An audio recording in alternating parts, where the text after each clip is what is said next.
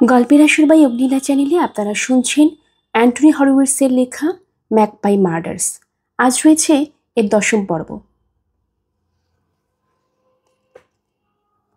দৃশ্যটা দেখে তেমন একটা আশ্চর্য হলেন না কেউই। শুধু পান না, ফ্রেজারের মনে হয়েছে এককালের টেনিস পার্টনারের সঙ্গে প্রেমের সম্পর্ক চলছে লেডি পাইয়ের। তা না হলে যেদিন খুন হলেন স্যার ম্যাগনাস, সেদিন কেনাকাটার নাম করে লন্ডনের জ্যাক ডার্টফোর্ডের সঙ্গে কী করছিলেন লেডি পাই? চাবু টের পেয়েছিলেন ব্যাপারটা। লেডি পাই অথবা জ্যাক ডার্টফোর্ডকে দেখেও মনে হচ্ছে না প্রেমের সম্পর্ক ফাঁস হয়ে যাওয়ায় তেমন একটা বিব্রত হয়েছেন তারা। আজ বাদে কাল এমনিতেই জানাজানি হতো তাদের প্রণয়ের ব্যাপারটা, সুতরাং এখন জানাজানি হয় অসুবিধা কি? এখন ওই বেঞ্চে বসে আছেন তারা, শুধু হাত ছেড়ে দিয়েছেন একজন আরেকজনের, আর একটুখানি সরে বসেছেন। দুজনই তাকিয়ে আছেন পান্ট, ফ্রেজার আর চাবের দিকে। বাঁকা হাসি হাসতে হাসতে নিঃশব্দে সরে গেল ব্রেন্ট। আমার মনে হয় আপনার কাজের ব্যাখ্যা দেওয়ার সময় হয়েছে লেডি পাই, বললেন চাপ। ব্যাখ্যা দেওয়ার মতো কিছু নেই আসলে, শীতল কণ্ঠে বললেন লেডি পাই। জ্যাকের সঙ্গে গত 2 বছর ধরে নিয়মিত দেখা সাক্ষাৎ হচ্ছে আমার, আর তাই। কথা শেষ না করে থেমে গেলেন তিনি, কিন্তু পর মুহূর্তে বলতে লাগলেন, সেদিন লন্ডনে সারাটার সময় ছিলাম আমি ওর সঙ্গে। কেনাকাটা কিচ্ছু করিনি, এমনকি কোনো আর্ট গ্যালারিতেও যাইনি। লাঞ্চের পর ডরচেস্টারে একটা রুমে গিয়ে উঠি আমরা দুজনে। সেখানে আমার সঙ্গে বিকেল 5:30 পর্যন্ত ছিল জ্যাক, আর আমি বেরিয়ে আসি 7টার সময়। যদি আমার কথা বিশ্বাস না হয়, ডরচেস্টারে গিয়ে ওদেরকে জিজ্ঞেস করে দেখতে পারেন। তার মানে আগের বার আমাকে মিথ্যা কথা বলেছেন আপনি? ভুল করেছি ডিটেকটিভ ইন্সপেক্টর, দুঃখিত। কিন্তু আসল কথা হচ্ছে, সত্যি বা মিথ্যা যাই বলে থাকি না কেন আমি, আমার স্বামীর খুনের ঘটনায় কোনো প্রভাব বিস্তার করবে না সেটা, তাই না? লন্ডন ছেড়ে রওনা দেওয়ার পর আমি যা যা করেছি বলে জানিয়েছি সেগুলো ঠিকই আছে। ট্রেনে চেপে বাথে ফিরেছি আমি, তারপর রাত 8:30টার দিকে পৌঁছেছি পাই হলে, এবং একটা সবুজ রঙের গাড়ি দেখেছি। আমার বক্তব্যের আসল কথা এগুলোই। আপনার স্বামী মারা গেছেন এবং আপনি তার সঙ্গে প্রতারণা করেছেন। একটা খুনের কেসে এগুলো কিন্তু আসল কথা হতে পারে লেডি পাই। না, বলে উঠল জ্যাক ডার্টফোর্ড। আপনি যা ভাবছেন আসলে তা না। ফ্রান্সিস ওর স্বামীর সঙ্গে প্রতারণা করেনি, কারণ ম্যাগনাস আসলে কীরকম লোক ছিল সে ব্যাপারে কোনো ধারণাই নেই আপনার। লোকটা ছিল একটা মানুষরূপী পশু। ফ্রান্সিসের সঙ্গে যেরকম ব্যবহার করতো সে, বাচ্চাদের মতো যেরকম রাগারাগি করত, তাতে তার ব্যাপারে ওই কথা না বলে কোনো উপায় নেই।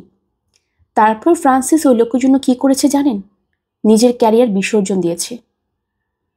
পান জিজ্ঞেস করলেন, কিসের ক্যারিয়ার? মঞ্চনাটকে অভিনয়।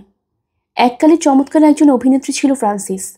আমাদের পরিচয় হওয়ার অনেক আগে একবার ওরা একটা মঞ্চনাটক দেখেছিলাম আমি। ফ্রান্সিস বাধা দিয়ে উঠলেন, বললেন, হয়েছে জ্যাক। আপনার স্বামীর সঙ্গেও কি সেখানেই পরিচয় হয়েছিল আপনার? জানতে চাইলেন চাপ। থিয়েটারে? আমার ড্রেসিং রুমে ফুল পাঠিয়েছিল সে। লেডি ম্যাকবেথ নাটকে আমার অভিনয় দেখেছিল সে। দাম্পত্য জীবনে কি সুখী ছিলেন আপনারা? মাথা নাড়লেন ফ্রান্সিস। বিয়ের কিছুদিন পরে বুঝতে পারি বড় একটা ভুল করে ফেলেছি, কিন্তু তখন আমার বয়স ছিল কম। আর স্বীকার করতে লজ্জাই লাগছে, বয়স কম বলে নিজের নামের আগে লেডি উপাধি দিয়ে খুব গর্ববোধ করতাম। আসলে ম্যাগনাসের সমস্যা যেটা ছিল সেটা হচ্ছে, আমাকে শুধু বিয়েই করতে চায়নি সে, আমার মালিকও হতে চেয়েছে, এবং বিয়ের পর খুব তাড়াতাড়ি ব্যাপারটা টের পাইয়ে দিয়েছে আমাকে। বিবাহিত জীবনে মাঝে মধ্যে নিজেকে আমার কী মনে হতো জানেন? মনে হতো আমি বুঝি এই বাড়ি, এই মাঠ, এই লেক আর এই জঙ্গলের মতো কিছুই একটা। আমি যেন কোনো মানুষ না, কেউ ইচ্ছা করলেই আমার মালিকানা দাবি করতে পারে। ম্যাগনাস আসলে খুবই সেকেলে ধ্যান ধারণার একজন মানুষ ছিল। তিনি কি কখনো হিংসাত্মক আচরণ করেছেন আপনার সঙ্গে? হিংসাত্মক আচরণ বলতে আপনি যদি গায়ে হাত তোলা বুঝিয়ে থাকেন, তাহলে আপনার প্রশ্নটার জবাব না। কিন্তু স্বীকার করবেন কিনা জানি না, হিংসাত্মক আচরণ অনেক রকমের হতে পারে, যেমন জঘন্য ব্যবহার করা, চিৎকার করে কথা বলা, হুমকি দেওয়া ইত্যাদি। রাগের মাথায় যেভাবে ঝাঁপিয়ে পড়তে চাইতো সে, কারো কারো উপর দেখলেই ভয় লাগতো আমার। তলোয়ারের ব্যাপারটা তাদেরকে বলছো না কেন তুমি? বলে উঠল জ্যাক। ওহ জ্যাক, তলোয়ারে কোন ব্যাপারটা লেডি পাই? বললেন চাপ। আমি যেদিন জ্যাকের সঙ্গে দেখা করতে যাই তার 2 দিন আগে ঘটেছিল ঘটনাটা। তবে সেটা বলার আগে আপনাদেরকে আরেকটা কথা বলে নিই। আপনাদের বুঝতে হবে, বাইরে থেকে ম্যাগনাসকে যেরকমই দেখাক না কেন, ভেতরে সে আসলে ছিল একটা বাচ্চা। আমার প্রায়ই মনে হতো বিশাল দেহি কোনো শিশুর সঙ্গে সংসার করছি আমি। একটা কথা বলি, বিশ্বাস করবেন কিনা জানি না, ডিঙ্গেল ডেল উজাড় করে দিয়ে সেখানে বাড়ি বানানোর পরিকল্পনার পেছনে যতটা না টাকার ধান্দা ছিল ম্যাগনাসের, তার চেয়ে অনেক বেশি ছিল এই গ্রামের লোকদের মনে চোট দেওয়ার ইচ্ছা। আরেকটা কথা, ওর ক্রোধ ছিল দুর্বার প্রকৃতির। যা সে চাইতো তা যদি না পেত, তাহলে স্রেফ মানুষরূপে একটা শয়তানে পরিণত হতো। দীর্ঘশ্বাস ফেলেন ফ্রান্সিস। সে টের পেয়ে গিয়েছিল লন্ডনে যাওয়ার নাম করে আমি আসলে লুকিয়ে লুকিয়ে দেখা করছি কারো সঙ্গে। ওর সঙ্গে এক বিছানায় ঘুমাতাম না আমি। আমার অভিসারে ব্যাপারটা বুঝে ফেলার পর আমাকে শারীরিকভাবে চাইতেও না সে। অর্থাৎ স্বামী স্ত্রীর মধ্যে স্বাভাবিক যে শারীরিক সম্পর্ক থাকে সেটা ছিল না আমাদের মধ্যে।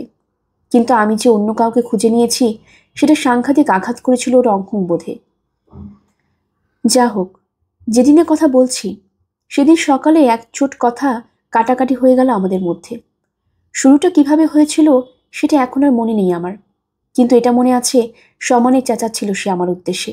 বারবার বলছিল আমি নাকি ওর একার, আমাকে কোথাও যেতে দিবে না সেই ইত্যাদি ইত্যাদি।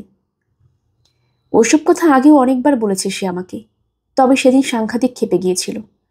ওর সেরকম রুদ্র মূর্তি আগে কখনো দেখিনি আমি। আপনারা হয়তো খেয়াল করেছেন, পাই হলের বড় হলরুম থেকে একটা পেন্টিং গায়েব হয়ে গেছে। ওই পোর্ট্রেট আসলে আমার 40তম জন্মদিনে আর্থার রেডুংয়ের কাছ থেকে পয়সা দিয়ে আঁকিয়ে নিয়েছিল ম্যাগনাস ছবিটা, তারপর উপহার দিয়েছিল আমাকে। পান্ডের দিকে তাকালেন ফ্রান্সিস। তার সঙ্গে কি দেখা হয়েছে আপনার? ডক্টর রেডুংয়ের স্বামীর কথা বলছেন? হ্যাঁ, তার আঁকা আরও ছবি দেখেছি আমি, তবে তার সঙ্গে কথা বলার সুযোগ হয়নি কখনো। আমার মনে হয় প্রতিভা আছে মানুষটার। আমার যে পেন্টিং এঁকেছিলেন তিনি, সেটা খুব ভালো লাগতো আমার। রয়্যাল একাডেমির একটা এক্সিবিশনের ছবিটা দিতে চেয়েছিলাম আমি, কিন্তু ম্যাগনাস রাজি হয়নি। সে আসলে এত নিচু মানসিকতা ছিল যে আমার কোনো ছবিও শেয়ার করতে চাইতো না। সাংঘাতিক আকার ধারণ করলো আমাদের সেদিনের ঝগড়া।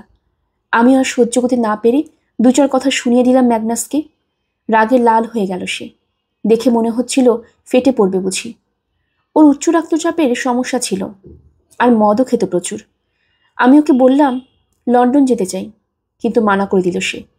তখন আমি হেসে ফেলে বললাম, লন্ডন যাওয়ার জন্য কিন্তু তোমার অথবা অন্য কারো অনুমতি নেওয়ার দরকার নেই। রাগের মাথায় কী হয়ে গেল ওর তা সে ভালোই বলতে পারবে। সোজা এগিয়ে গেল ওই আমার স্যুটের দিকে, এক হাতে টেনে নিল তলোয়ারটা। যেটা দিয়ে পয়তাকে খুন করা হয়েছে সেটা? হ্যাঁ মিস্টার পান্ট।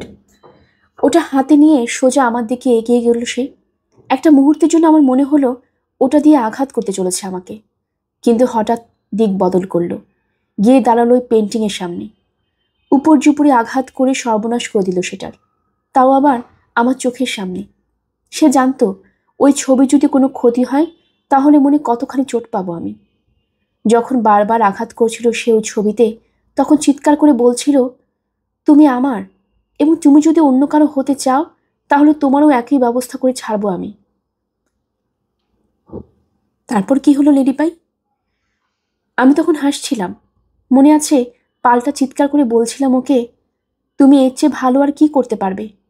তখন বোধহয় কিছুটা হিস্ট্রিয়াগ্রস্ত হয়ে পড়েছিল আমি। তারপর সোজা গিয়ে ঢুকি আমি নিজের ঘরে, দরম করে লাগিয়ে দিই দরজাটা। আর ওই পেন্টিংটা? ওটা ব্রেন্টকে দিয়ে আগুন লাগিয়ে পুড়িয়ে ছাই করতে বলে ম্যাগনাস। লোকটা যে মেরেছে সেজন্য খুশি হয়েছিলাম আমি, বলল জ্যাক ডার্টফোর্ড। সে আসলে একটা বেজন্মা, কখনো কারোর সঙ্গে ভালো ব্যবহার করেনি, এবং ফ্রান্সিসের জীবনটা স্রেফ নরক বানিয়ে ছেড়েছিল। আমার যদি সামর্থ্যে কুলাতো তাহলে আমি শেষ করে দিতাম তাকে। এখন সে মরেছে, আমরা বেঁচে গেছি। এখন সব কিছু আবার নতুন করে শুরু করা যেতে পারে। হাত বাড়িয়ে লেডি পায়ের একটা হাত ধরল সে। আর লুকিয়ে লাভ কি? মিথ্যা বলি বা লাভ কি? অনেক আগেই যে জীবন পাওয়ার কথা ছিল আমাদের, সেটা এখন পেতে পারি আমরা। চাবের দিকে তাকিয়ে মাথা ঝাঁকালেন পান্ট। গোলাপ বাগান থেকে বের হয়ে লনে চলে এলেন তারা। কাছে পিঠে কোথাও দেখা যাচ্ছে না ব্রেন্টকে। সুযোগ পেয়ে সম্ভবত কেটে পড়েছে সে। জ্যাক ডার্টফোর্ডের সঙ্গে গোলাপ বাগানে রয়ে গেলেন লেডি পাই। খুনের রাতে লোকটা কোথায় ছিল জানতে ইচ্ছে করছে, বলল ফ্রেজার। কার কথা বলছো? মিস্টার ডার্টফোর্ডের? হ্যাঁ, মিস্টার ডার্টফোর্ড বলেছেন তিনি নাকি সেদিনই লন্ডনেই ছিলেন, কিন্তু একটু আগে লেডি পাই বললেন মিস্টার ডার্টফোর্ড 5:30টার সময় বেরিয়ে গিয়েছিলেন হোটেল ছেড়ে। তার মানে তিনি লেডি পাইয়ের অনেক আগেই ট্রেনে চড়ার সুযোগ পেয়েছিলেন। লোকটার মনে যদি স্যার ম্যাগনাসকে খুন করা কোনো পরিকল্পনা থেকে থাকে, তোমার কি মনে হয় জ্যাক ডার্টফোর্ড কাউকে খুন করতে পারে? আমার মনে হয় স্যার ম্যাগনাসকে খুন করার সুযোগ ছিল ওই লোকের, অন্তত অবস্থা দৃষ্টিতে তাই মনে হয়। আকর্ষণীয় এক মহিলার সংস্পর্শে এসেছিলেন তিনি, যে মহিলা তার দাম্পত্য জীবনে প্রায় পুরোটা সময় জঘন্য ব্যবহার করে পেয়েছেন স্বামীর কাছ থেকে।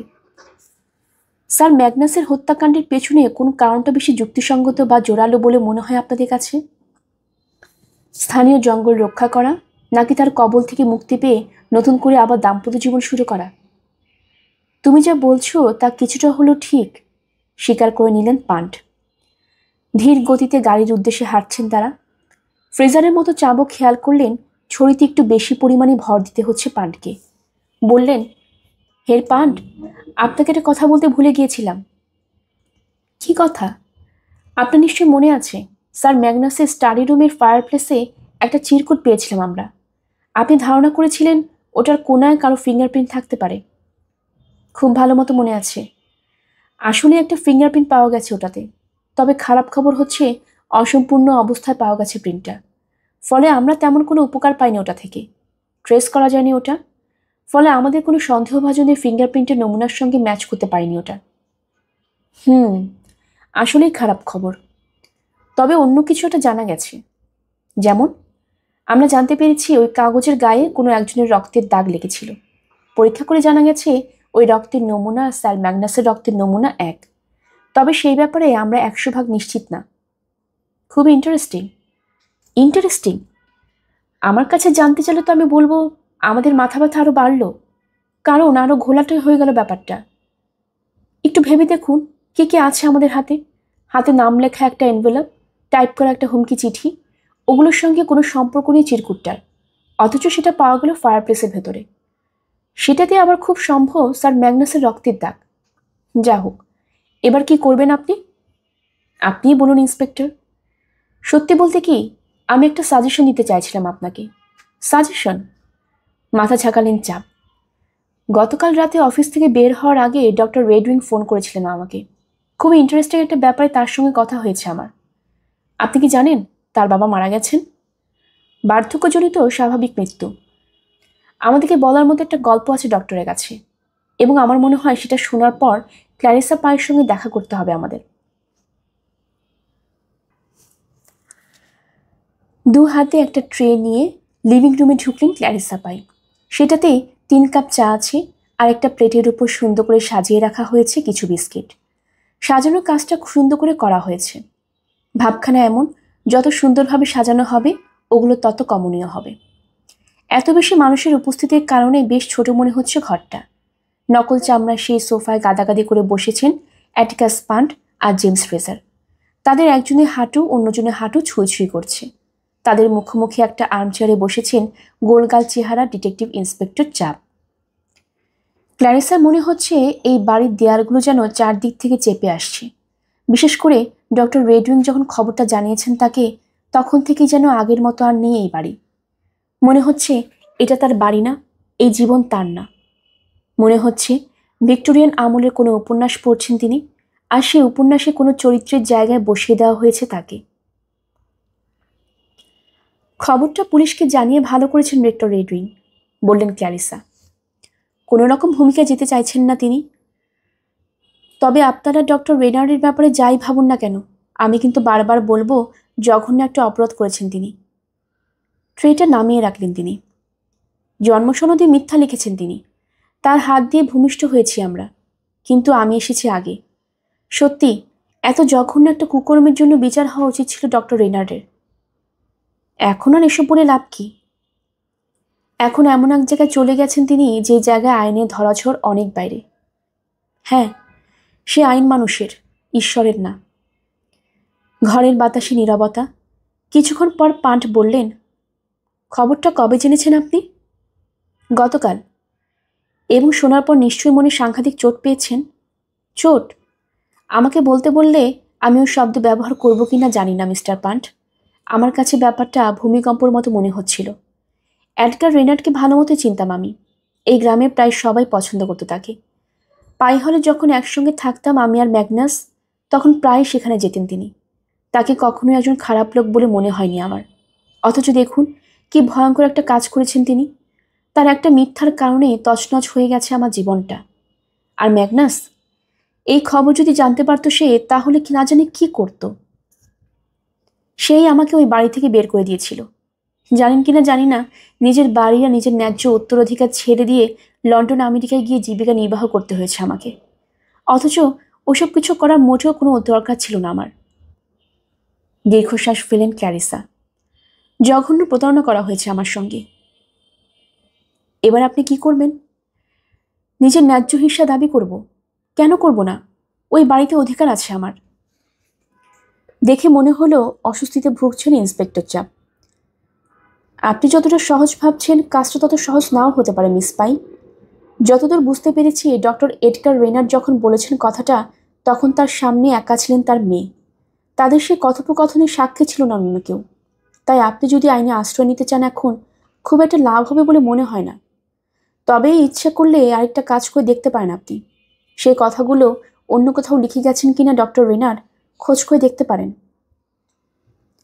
অথবা অন্য কাউকে বলে গিয়ে থাকতে পারেন তিনি কথাটা। পান্ট বলে উঠলেন, আমার মনে হয় স্যার ম্যাগনাসকে বলেছেন তিনি কথাটা। কি? ক্ল্যারিসা তো বটেই, চমকে গেছেন চাপ, এমনকি ফ্রেজারও। মাথা ঝাঁকালেন পান্ট। স্যার ম্যাগনাস যেদিন খুন হলেন তার পরদিন তার ডেস্কে একটা নোটপ্যাড পেয়েছিলাম আমরা, মনে আছে? সেটাতে লেখা ছিল অ্যাশটন HMW, একটা মেয়ে। এবার আমার কাছে পরিষ্কার হয়ে গেছে ওই লেখার মানে কি। কি? আগ্রহের সামনে ঝুঁকলেন চাপ। অ্যাশটন মানে অ্যাশটন হাউস। মরার আগ মুহূর্ত পর্যন্ত যে বৃদ্ধাশ্রমে ছিলেন এডগার রেনার্ড। আমার ধারণা সেখান থেকে টেলিফোনে কল করেছিলেন তিনি স্যার ম্যাগনাসকে। তিনি বুঝতে পেরেছিলেন তার শেষ সময় ঘনিয়েছে। তাই জর্জরিত হয়েছিলেন তীব্র অপরাধবোধে। নিজের কুকীর্তির কথা জানানোর জন্য ফোন করেছিলেন স্যার ম্যাগনাসকে। বোঝাই যায় কথাগুলো শুনে সাংঘাতিক ক্ষুব্ধ হয়ে উঠেছিলেন স্যার ম্যাগনাস। তাই রাগের মাথায় একটা মেয়ে লেখার পর সেটার নিচে বিচিত্র আঁকি বুকিয়ে কেটেছেন। তাই তো বলি, আমার ভাই আমার সঙ্গে ওরকম করলো কেন? বললেন ক্ল্যারিসা। পান্ডের সঙ্গে মুখ চাওয়াচাই করলেন চাপ। কি করেছিলেন তিনি? যে রাতে খুন হলো সে রাতে সন্ধ্যার সময় আমার এখানে এসেছিল। এখন আপনি যেখানে বসে আছেন ঠিক সেখানে বসেছিল। কেন এসেছিল জানেন? আমাকে একটা চাকরি দিতে চেয়েছিল সে। কিসের চাকরি শুনবেন? মেরি ব্ল্যাকস্টোন মারা গেছে, খালি পড়ে আছে লজ হাউসটা। ম্যাগনাস চেয়েছিল আমি যেন গিয়ে উঠি ওখানে। ওর হাউসকিপার যেসব কাজ করতো ওর জন্য সেগুলো যেন আমি করি। কল্পনা করতে পারেন? এখন আমি বুঝতে পারছি সে আসলে ঘাবড়ে গিয়েছিল। হয়তো ভেবেছিল আজ বাদে কাল জানাজানি হয়ে যাবে সত্যি কথাটা। তাই হয়তো এক অর্থে কয়েদ করতে চেয়েছিল আমাকে। আমি যদি ওর ফাঁদে পা দিতাম তাহলে হয়তো আমার মুন্ডুটাই আলাদা হয়ে যেত ধর থেকে। আবারও নীরবতা বিরাজ করছে ঘরের বাতাসে। কিছুক্ষণ পর পান্ট বললেন, আমি বুঝতে পারছি আপনার মনের অবস্থা ভালো না। তারপরও যদি কিছু মনে না করেন, দু একটা কথা আপনাকে জিজ্ঞেস না করলেই নয়। কারণ আমি জানতে চাইছি সেটার সঙ্গে যোগসূত্র থাকতে পারে ম্যারি ব্ল্যাকস্টোন অথবা স্যার ম্যাগনাসের মৃত্যুর। ঠিক আছে, বলুন। ফাইসোস্টিগমাইন বিষের একটা বোতল হারানো গেছে ডক্টর রেডউইংয়ের সার্জারি থেকে। ওটার ব্যাপারে কি কিছু জানা আছে আপনার? মাত্র একটা মুহূর্তের মধ্যে একগুচ্ছ আবেগ ধারাবাহিকভাবে খেলে গেল ক্ল্যারিসার চেহারায়। প্রথমে সাংঘাতিক চমকে উঠলেন তিনি, কারণ প্রশ্নটা তার জন্য ছিল সম্পূর্ণ অপ্রত্যাশিত। এরপর ভয় দেখা দিল তার চেহারায়। তারপর ঘৃণা মিশ্রিত ক্রোধ ভর করল তার মুখশ্রীতে। তবে সেটা আসল না নকল ঠিক বোঝা গেল না। সবশেষ মেনে নেওয়া এবং হাল ছেড়ে দেওয়ার মতো এক ধরনের অসহায়ত্ব প্রকাশ পেল তার চেহারায়। হ্যাঁ, আমি নিয়েছি ওটা, স্বীকার করলেন তিনি। কেন? বলছি, তবে তার আগে যদি কিছু মনে না করেন, আপনি কি করে জানলেন ওই বোতল আমিই নিয়েছি? আপনাকে সার্জারি থেকে বের হতে দেখেছিলেন মিসেস ব্ল্যাকস্টোন। মাথা ঝাঁকালেন ক্ল্যারিসা। হ্যাঁ, ওকেও দেখেছিলাম আমি সেদিন। ভুল সময়ে ভুল জায়গায় থাকার অস্বাভাবিক একটা ক্ষমতা ছিল ওর। কাজটা কিভাবে করতো সে জানি না। থামলেন তিনি। আর কে কে জানে এই ব্যাপারটা? নিজের একটা ডায়েরিতে এই কথাটা লিখে গেছেন তিনি।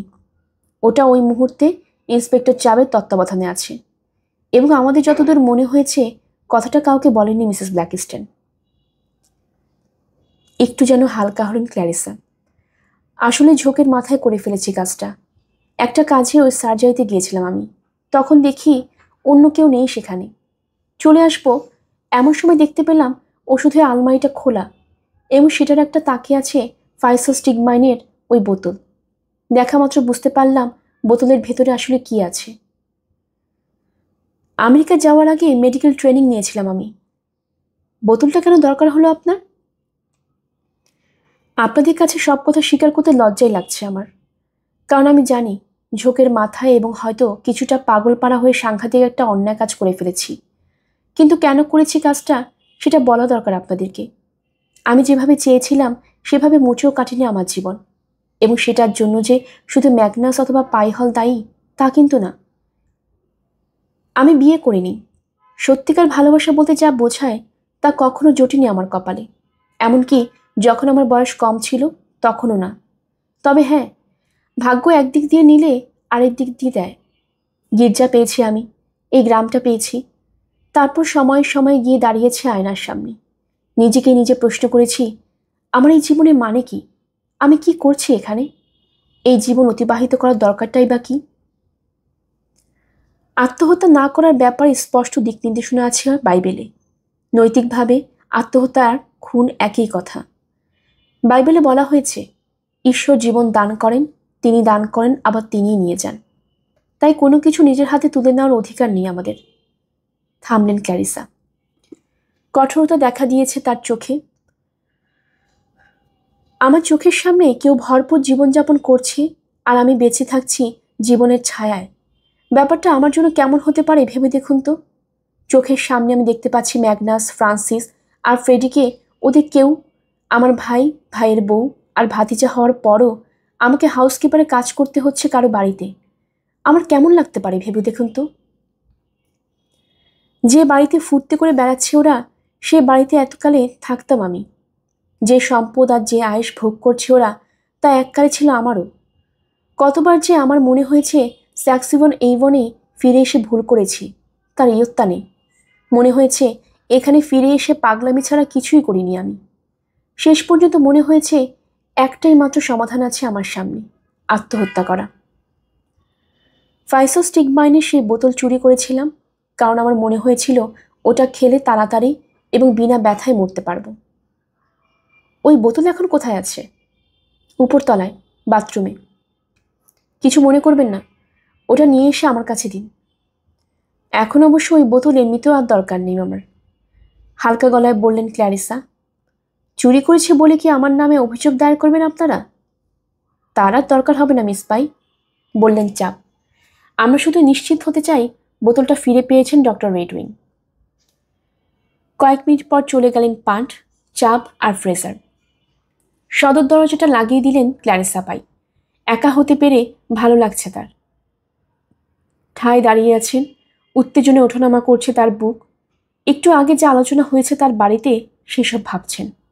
বিষের বোতলের ওই ব্যাপারটা এখন আর গুরুত্বপূর্ণ না। তবে ক্ল্যারিসার কাছে যা আশ্চর্য লাগলো তা হলো ছোট্ট একটা চুরি করেছেন তিনি, অথচ সেটা তার কাছে হাজির করলে এমন তিনজন লোককে যারা একটা পুকুর চুরির ব্যাপারে আলোচনা করে গেলেন, এবং সেই চুরি সংঘটিত হয়েছে ক্ল্যারিসার জীবনেই। এখন প্রশ্ন হচ্ছে, ক্ল্যারিসাকে প্রমাণ করতে পারবেন পাইহল তার? ডিটেকটিভ ইন্সপেক্টর বলে গেছেন প্রমাণ করা কাজটা যত সহজ বলে মনে হচ্ছে বাস্তবে তেমন নাও হতে পারে। হয়তো ভুল বলেননি তিনি। অসুস্থ মুমূর্ষু একজন মানুষ কিছু কথা বলে গেছেন, সেটার আবার কোনো সাক্ষী নেই। এমনকি তিনি যখন কথাগুলো বলেছেন তখন সুস্থ মস্তিষ্কে ছিলেন কিনা তারও কোনো প্রমাণ নেই। 12 মিনিটের ব্যবধানে একটা ঘটনা ঘটে গেছে আজ থেকে 50 বছরের বেশি সময় আগে। মামলাকে টিকানো যাবে আদালতে? কোত্থেকে শুরু করবেন ক্ল্যারিসা? তিনি কি আদৌ শুরু করতে চান? অদ্ভুত ব্যাপার, হঠাৎ করে মনে হচ্ছে ক্ল্যারিসার একটা বোঝা যেন নেমে গেছে তার কাঁধ থেকে। বিষের বোতলটা সঙ্গে করে নিয়ে গেছেন পান্ট। সেটার একটা কারণ হতে পারে। ফাইসোস্টিগমাইন যেন পীড়া দিচ্ছিল তার বিচার বুদ্ধিকে। ওটা নিয়ে আসার পর থেকেই অনুশোচনায় ভুগছিলেন তিনি। ক্ল্যারিসার মনে পড়ে গেল এই গ্রামে তিনি একজন সম্মানিত মানুষ। গ্রামের যে স্কুলে শিক্ষকতা করেন সেখানে তিনি জনপ্রিয়। প্রতি বছরই উৎসবের আয়োজন করা হয় গ্রামে, আর সেখানে তিনি স্টল দেন।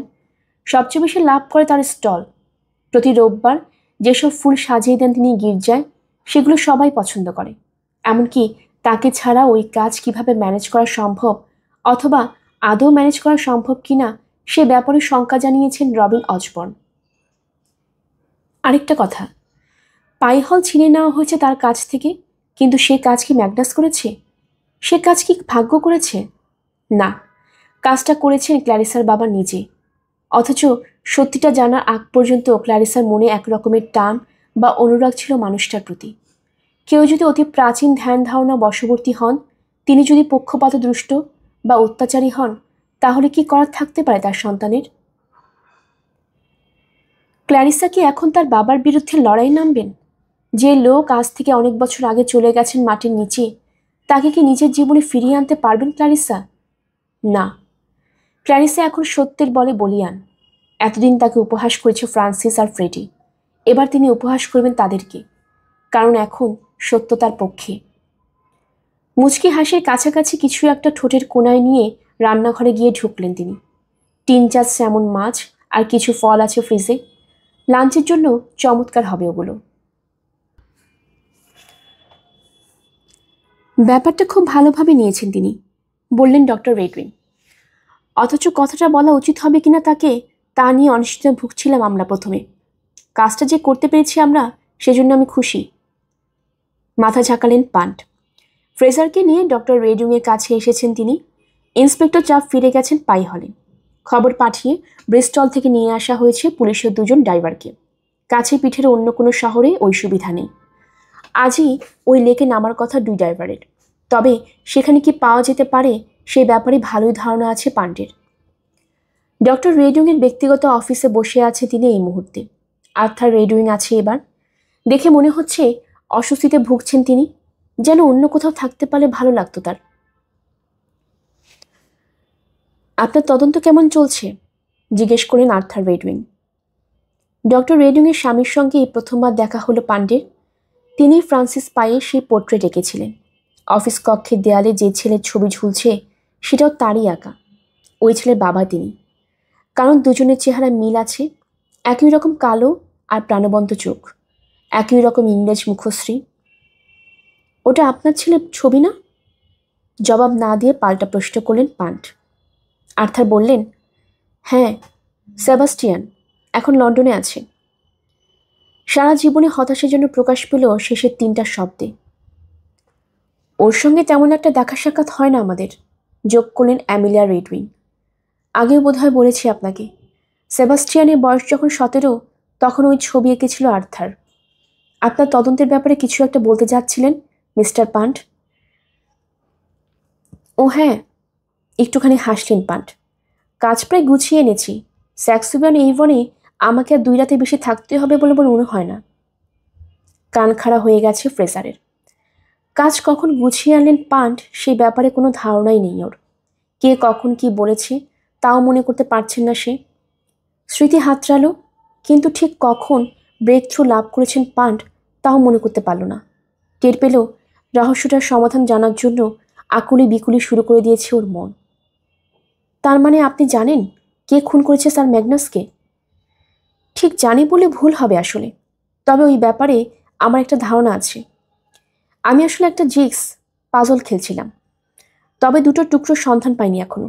আমার বিশ্বাস টুকরো 2টোর সন্ধান পেয়ে গেলে আমার ধারণাটা পাকাপোক্ত হয়ে যাবে।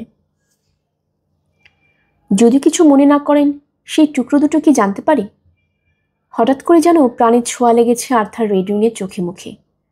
না, মনে করা কিছু নেই। একটা টুকরো, অন্যভাবে যদি বলি, একটা কাজ সংঘটিত হচ্ছে ইতিমধ্যে। ইন্সপেক্টর চাবের তত্ত্বাবধানে পুলিশের 2 জন ফ্রগম্যান নেমে পড়েছে পাই হলের লেকে। তারা কি খুঁজে পাবেন বলে আশা করছেন আপনি? আরেকটা লাশ? না, ওরকম অশুভ কিছু আশা করছি না আমি। বোঝা গেল আসলে কি আশা করছেন পান্ট, সে ব্যাপারে এখনই কিছু বলতে রাজি না তিনি। জিক্সের অন্য টুকরোটা কি? হাল ছাড়তে রাজি না ডক্টর রেডউইন। এমন একজন লোক আছেন যার সঙ্গে কথা বলতে চাই আমি, কিন্তু আমি যে তার সঙ্গে কথা বলতে চাই সেটা জানেন না তিনি। অথচ আমার বিশ্বাস গত কয়েকদিনের মধ্যে রহস্যময় যেসব ঘটনা ঘটেছে স্যাক্সিভন এইবনে, সে সম্বন্ধে বিশদ জানা আছে তার। কে লোকটা? ম্যাথিউ ব্ল্যাকিস্টন, মেরি ব্ল্যাকিস্টনের স্বামী, রবার্ট আর টমের বাবা। আপনারা কি তাকে খুঁজছেন এখন? তার খোঁজ করতে বলেছি আমি ইন্সপেক্টর চাপকে। আশ্চর্য, দেখে মনে হচ্ছে যার পরনে আমোদিত হয়েছেন ডক্টর রেনবিল। ম্যাথিউ ব্ল্যাকিস্টন তো এসেছিলেন এই গ্রামে, তাকে নিজ চোখে দেখেছি আমি। স্ত্রীর শেষকৃত্যে যোগ দিয়েছিলেন তিনি। কিন্তু রবার্ট ব্ল্যাকিস্টন তো সে কথা বলেনি আমাকে। সে হয়তো দেখেনি তার বাবাকে। আমিও কিন্তু প্রথমে চিনতে পাইনি ওই লোককে। চেহারার উপর নিচু করে হ্যাট পরেছিলেন তিনি। কারোর সঙ্গে একটা কথাও বলেননি, একেবারে শেষের দিকে দাঁড়িয়েছিলেন, এমনকি অনুষ্ঠান শেষ হওয়ার আগেই চলে গিয়েছিলেন। এই কথাগুলো কি অন্য কাউকে বলেছেন আপনি? না। দেখে মনে হচ্ছে পাণ্ডের প্রশ্নটা শুনে আশ্চর্য হয়েছেন ডক্টর রেডউইন। স্ত্রীর শেষকৃত্যে যোগ দেওয়া তার জন্য স্বাভাবিক একটা ঘটনা। মেরি ব্ল্যাকিস্টনের সঙ্গে তার দাম্পত্য জীবন ছিল অনেক দিনের। তাছাড়া তারা যে আলাদা হয়ে গিয়েছিলেন সেটা কিন্তু ঘৃণার কারণে হননি, বরং আমি বলবো দুর্দশা বা মর্মযন্ত্রার কারণে হয়েছেন। তাদের একটা বাচ্চা মারা গিয়েছিল। ক্ষোভে দুঃখে এতটাই কাতর হয়ে গিয়েছিলেন মিস্টার ব্ল্যাকিস্টন, রবার্টের সঙ্গে কথা বলাই বন্ধ করে দিয়েছিলেন। এবং সেটা জানতে পেরে কিছুটা হলেও খারাপ লেগেছিল আমার। আর্থার রেডউইন হঠাৎ বলে উঠলেন, এমন কি হতে পারে না মিস্টার ব্ল্যাকিস্টনে খুন করেছেন তার স্ত্রীকে? পাণ্ডের দিকে তাকালেন তিনি। সে কারণে কি ওই লেকের সঙ্গে দেখা করতে চাইছেন আপনি? এই কেসে লোকটা কি একজন সন্দেহভাজন? তার সঙ্গে কথা না বলা পর্যন্ত কিছু বলতে পারছি না মিস আসলে, কূটনৈতিক জবাব দিলেন পান্ট। এখন পর্যন্ত তার কোনো খোঁজ বের করতে পারেননি ইন্সপেক্টর চাপ। ডক্টর রেডউইং বললেন, কার্ডিফে আছেন তিনি। একটা মুহূর্তের জন্য মনে হলো আশ্চর্য হয়ে গেছেন পান্ট। অ্যামেলিয়া বলে চললেন, তার ঠিকানা নেই আমার কাছে, কিন্তু তাকে খুঁজে বের করার ব্যাপারে সহজে সাহায্য করতে পারি আমি আপনাকে। কিভাবে? কয়েক মাস আগে কার্ডিফে এক ডাক্তার একটা চিঠি পাঠিয়েছিলেন আমাকে। পুরনো একটা ক্ষতের কারণে ভুগছিলেন তার এক রোগী।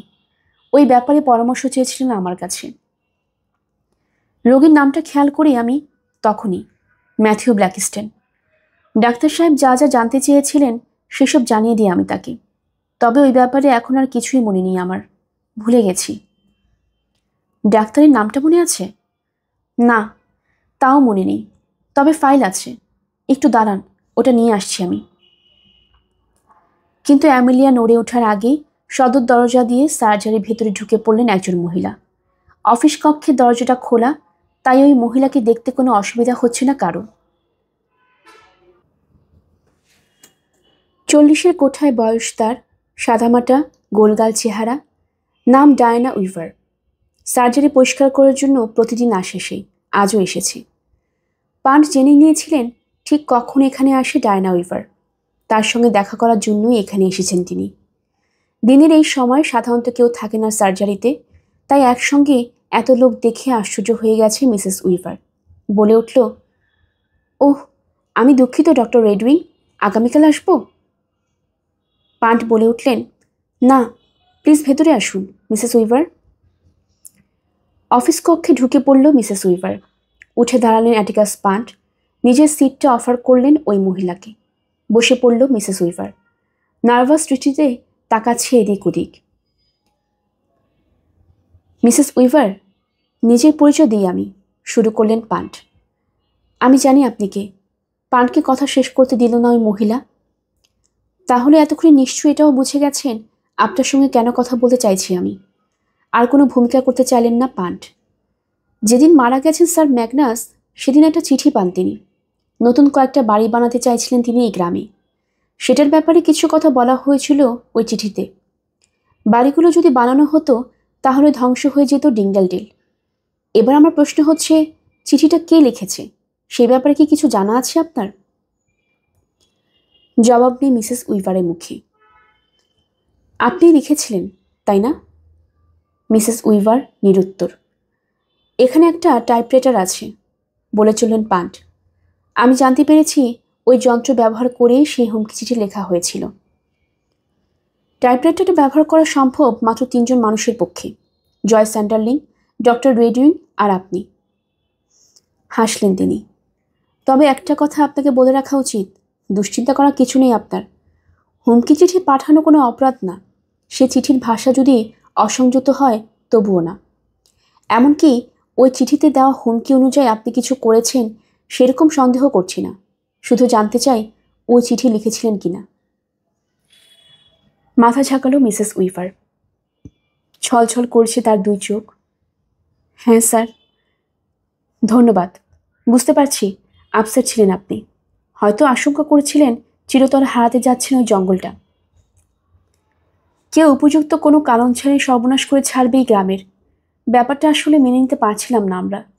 এটা নিয়ে আমার স্বামী আর শ্বশুরের সঙ্গে কথা বলেছি আমি। তারা সারা জীবন ধরেই আছেন এই গ্রামে। আমাদের জন্য এই গ্রাম বিশেষ একটা জায়গা। বিশ্বাস করুন, এখানে নতুন ঘরবাড়ির কোনো দরকার নেই। থামল মিসেস উইভার। অপরাধী দৃষ্টিতে তাকালো ডক্টর রেডউইনের দিকে। আমি দুঃখিত ডক্টর রেডউইন, আপনার অনুমতি নেওয়া উচিত ছিল আমার। মাথা গরম করে বাজে একটা কাজ করে ফেলেছি। এখন আর কিছু যায় আসে না, বললেন অ্যামেলিয়া রেডউইন। তাছাড়া আমি কিছু মনেও করিনি। আর ডিঙ্গলডেলের ব্যাপারে তুমি যা বলেছ, আমি মনে করি ঠিক কথাই বলেছ। ঠিক চিঠিটা কখন পৌঁছে দিয়েছিলেন আপনি পাই হলে? মিসেস উইভারকে জিজ্ঞেস করলেন পান্ট। বৃহস্পতিবার বিকেলে। সোজা গিয়ে হাজির হয়ে আমি ওই বাড়ির সদর দরজায়। দরজার নিচ দিয়ে ঠেলে দিই চিঠিটা। মাথা নিচু করল মিসেস উইভার। কিন্তু পরদিন যখন শুনলাম কি ঘটেছে, মানে স্যার ম্যাগনাসের হত্যাকাণ্ডের কথা বলছি, তখন আসলে বুঝতে পারছিলাম না কি ভাবব। বারবার শুধু মনে হচ্ছিল ঝোঁকের মাথায় সাংঘাতিক কন্ডাক্টটা অন্যায় করে ফেলেছি। কিন্তু স্যার বিশ্বাস করুন, খারাপ কোনো কিছু করার বিন্দুমাত্র ইচ্ছা ছিল না আমার। যা ঘটেছে পাই হলে তার সঙ্গে ওই চিঠিতে আমার কোনো যোগাযোগও নেই আসলে। মিসেস উইভারকে আবার আশ্বস্ত করলেন পান্ট। তবে বিশেষ একটা প্রশ্ন জিজ্ঞেস করতে চাই আমি আপনাকে। দরকার হলে ভেবে চিন্তে জবাব দিবেন। যে এনভেলপে ঢুকিয়ে চিঠিটা পাঠিয়েছিলেন আপনি, সেটার ব্যাপারে জানতে চাইব। জি স্যার, বলুন। কিন্তু কিছু বললেন না পান্ট। বলতে পারলেন না আসলে। খুবই অদ্ভুত কিছু একটা ঘটে গেছে। হাঁটার জন্য যে ছড়ি ব্যবহার করেন সেটাতে ভর দিয়ে ঘরের মাঝখানে দাঁড়িয়েছিলেন পান্ট। মিসেস উইভারের সঙ্গে তার কথোপকথন যত এগোচ্ছিল, সে ছড়ির উপর তত বেশি ভর দিচ্ছিলেন তিনি। আস্তে আস্তে একদিকে কাত হয়ে আরম্ভ করেছেন তিনি। বোঝা গেল পড়ে যাচ্ছেন। ফ্রেজার লক্ষ্য করেছে ব্যাপারটা। সঙ্গে সঙ্গে চেয়ার ছেড়ে দাঁড়িয়ে গেছে সে। এক লাফে পৌঁছে গেছে পান্ডের কাছে। পান্ডের দেহটা মেঝেতে আছড়ে পড়ার আগেই তাকে ধরে ফেলল সময় মতো। দাঁড়িয়ে গেছেন ডক্টর রেডউইনও। আতঙ্কিত চেহারায় তাকিয়ে আছে মিসেস উইভার। 2 চোখ বন্ধ হয়ে গেছে অ্যাটিকাস পান্ডের। চেহারা সাদা হয়ে গেছে তার। দেখে মনে হচ্ছে না দম নিচ্ছেন তিনি।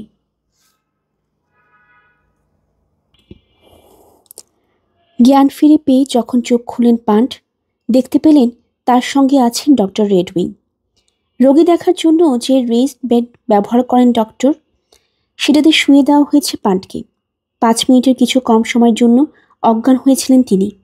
পাশেই দাঁড়িয়ে আছেন ডক্টর রেডউইন। একটা স্টেথোস্কোপ ঝুলছে তার গলায়। পান্ট জ্ঞান ফিরে পাওয়ায় স্বস্তির নিঃশ্বাস ফেললেন তিনি। বললেন, নড়বেন না, অসুস্থ হয়ে পড়েছেন আপনি। আমাকে পরীক্ষা করছেন আপনি? জিজ্ঞেস করলেন পান্ট। আপনার হার্ট আর পালস চেক করেছি। সম্ভবত অতিমাত্রা ক্লান্তির কারণে জ্ঞান হারিয়ে ফেলেছিলেন আপনি। না, অতিমাত্রা ক্লান্তি না। মাথা নড়তে চাইলেন পান্ট, কিন্তু পারলেন না। প্রচণ্ড একটা ব্যথা ছড়িয়ে পড়েছে তার চারিদিকে, কিন্তু সেটা উপেক্ষা করার চেষ্টা করছিলেন তিনি। আপনারা তো উদ্বিগ্ন হওয়ার কিছু নেই ডক্টর রেডউইন। আমাকে আমার অবস্থা সম্পর্কে ইতিমধ্যেই জানিয়েছেন লন্ডনের এক ডাক্তার। ওষুধও দিয়েছেন। কিছু মনে করবেন না। যদি 5টা মিনিট বিশ্রাম নিতে পারি আপনার এখানে, কৃতজ্ঞ থাকবো আপনার প্রতি। সেটা ছাড়া আমার জন্য করার মতো আর কিছু নেই আপনার। আপনার যতক্ষণ খুশি বিশ্রাম নিন এখানে, কোনো অসুবিধা নেই। ডক্টর রেডউইন খেয়াল করলেন চোখ বুজে ফেলেছেন পান্ট। আপনি কি চোখ খোলা রাখতে পারছেন না? অন্যরা যা দেখতে পায় না আপনি তা দেখতে পান ডক্টর। ওষুধের পৃথিবীতে আপনি একজন গোয়েন্দা। একটুখানি দুঃখের হাসি হাসলেন পান্ট। লন্ডনের সেই ডাক্তার আমাকে বলে দিয়েছেন আমার সময় শেষ। আপনি কি অন্য কোনো ডাক্তার দেখিয়েছেন? দরকার নেই, আমি নিজেও জানি বেশি সময় বাকি নেই আমার, টের পাচ্ছি সেটা। কথাটা শুনে খুব খারাপ লাগলো মিস্টার পান্ট। একটা মুহূর্ত কি যেন ভাবলেন ডক্টর রেডউইন। আপনার সহকারী মনে হয় আপনার এই সমস্যার ব্যাপারে কিছু জানে না। ওকে কিছু বলিনি আসলে, এবং ওকে যদি কিছু না জানানো হয় খুশি হব আমি। চিন্তা করবেন না, মিসেস উইভার আর আমার স্বামীর সঙ্গে চলে গেছে ছেলেটা। তাকে বলেছি দরকার হলে আপনার সঙ্গে কুইন্স আর্মসে যেতে পারবো আমি, যদি আগের চেয়ে ভালো বোধ করেন আপনি। আগের চেয়ে ইতিমধ্যে ভালো বোধ করতে শুরু করেছি আমি। ডক্টরের সাহায্য নিয়ে উঠে বসলেন পান্ট। যে ওষুধ সবসময় সঙ্গে রাখেন সেটার খোঁজে পকেটে হাতড়াতে শুরু করেছেন। ওটা বের করলেন তিনি। এক গ্লাস পানি আনতে রওনা হলেন ডক্টর রেডউইন। ওষুধের নামটা খেয়াল করেছেন তিনি প্যাকেটের গায়ে, ডিলোডিড। ওটা এক জাতের হাইড্রোমোফোন। বললেন তিনি, ভালো ওষুধ দিয়েছেন আপনাকে আপনার ডাক্তার, খুব জলদি কাজ করে ওষুধটা। তারপরে সতর্ক হওয়া উচিত আপনার, কারণ ওই ওষুধের পার্শ্ব প্রতিক্রিয়া আছে। এটা খুব সহজেই ক্লান্তি বানিয়ে দেয় যে কাউকে, আর এটা নিয়মিত সেবন করলে রোগীর মেজাজ মজিরও ঠিক থাকে না। ক্লান্ত? হ্যাঁ, কেমন যেন ক্লান্তি অনুভব করছি আমি। তবে মেজাজ মর্জির কথা যা বললেন, এখন পর্যন্ত ওরকম কিছু হয়নি আমার। আগে যেরকম হাসি খুশি ছিলাম আমি এখনো সেরকমই আছি। সেটা আপনার তদন্তের কারণে হতে পারে, কিছু একটা নিয়ে ব্যস্ত আছেন আপনি, হতে পারে সেটা কাজে লেগে গেছে আপনার। আমার স্বামীকে বলেছেন আপনি তদন্তের কাজ নাকি ভালোই এগোচ্ছে। ঠিক, এই কেস শেষ হয়ে গেলে কি করবেন? করার মতো কিছু থাকবে না তখন। নেমে পড়লেন পান্ট, হাত বাড়িয়ে ছড়িয়ে নিলেন। আপনার যদি কোনো অসুবিধা না থাকে হোটেলে আমার রুমে ফিরে যেতে চাই আমি এখন। একসঙ্গে বেরিয়ে পড়লেন তারা দুজন।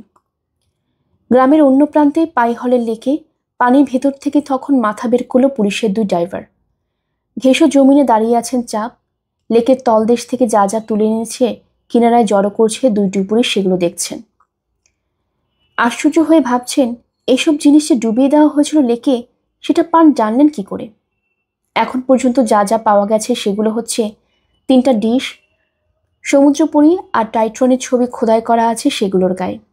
উঁচু কিনারাওয়ালা একটা বোল, সেটার ভেতরে একটা নগ্ন নারীর ছবি আছে, তাকে তাড়া করছে কল্পিত এক নরঘটক। লম্বা হাতলওয়ালা কয়েকটা চামচ, একটা পিপেরোটোরিয়াম বা পিপার পট, দামি মশলা সংরক্ষণের কাজে ব্যবহৃত হতো সম্ভবত। বেশ কিছু কয়েন, বাঘ অথবা ওই জাতীয় কোনো প্রাণীর একটা শিলামূর্তি, আর 2টো ব্রেসলেট।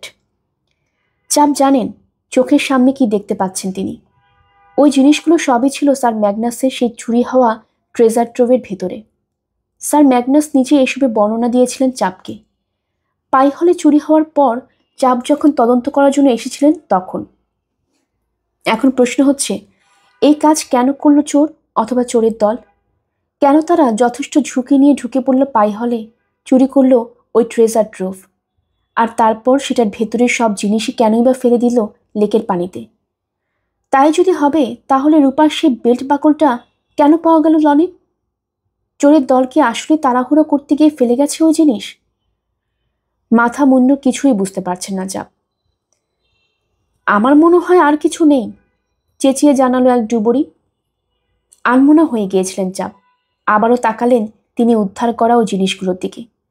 সবগুলো জিনিস রূপার। চাবের সামনে এখন যেন রূপার ছড়াছড়ি। বিকেলে সূর্যের আলোয় চকচক করছে ওগুলো। গল্পের বাই অগ্নিলা চ্যানেলে আপনারা শুনছিলেন অ্যান্টনি হরউইটসের লেখা ম্যাকপাই মার্ডার্স। আসছিল এর 10ম পর্ব। আমার এই গল্প পাঠ আপনাদের কাছে ভালো লেগে থাকলে কাইন্ডলি সাবস্ক্রাইব করবেন, নতুন যারা আছেন তাদেরকেও জানিয়ে দিবেন। পরবর্তী পর্ব শোনার জন্য আমন্ত্রণ জানানো হলো। সবাই ভালো থাকবেন, ধন্যবাদ।